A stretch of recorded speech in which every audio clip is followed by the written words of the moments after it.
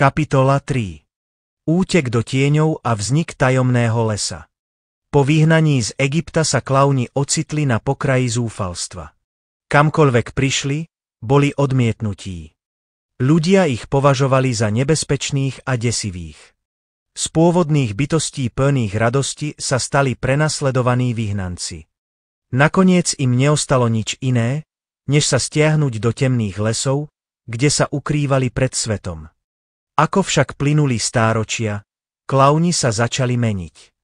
Ich nový spôsob rozmnožovania ich postupne premenil na niečo úplne iné.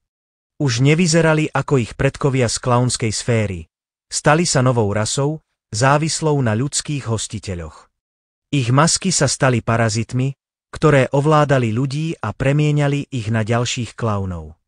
To bol jediný spôsob, ako mohli prežiť a zachovať svoj rod, keďže už stratili kontakt s ich domovskou planétou. V období stredoveku klaunskí vedci urobili prelomový objav. Vynašli spôsob, ako otvárať portály do paralelnej dimenzie, do sveta, ktorý vytvorili špeciálne pre seba.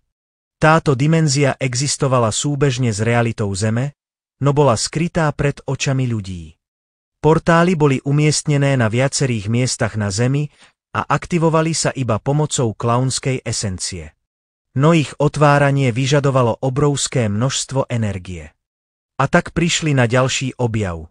Zistili, že klauni môžu získať veľkú silu konzumáciou soli.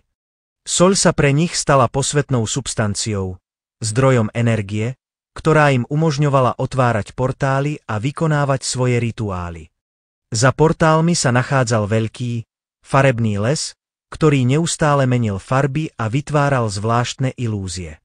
Tento svet bol odrazom ich chaotickej podstaty, neustále sa meniace prostredie, v ktorom sa realita ohýbala podľa ich vôle. Nazvali ho tajomný les a stal sa ich novým útočiskom. No napriek tomu sa stále vracajú do ľudského sveta, pretože na prežitie potrebujú nových hostiteľov, na ktorých môže parazitovať ich maska. Hoci stratili kontakt so svojou domovskou planétou, neostali úplne sami. Domorodí klauni z klaunskej sféry, tí, ktorí nikdy neopustili svoju rodnú planétu, ich stále navštevujú. Vyzerajú úplne inak ako klauni na Zemi, no stále ich považujú za svojich príbuzných.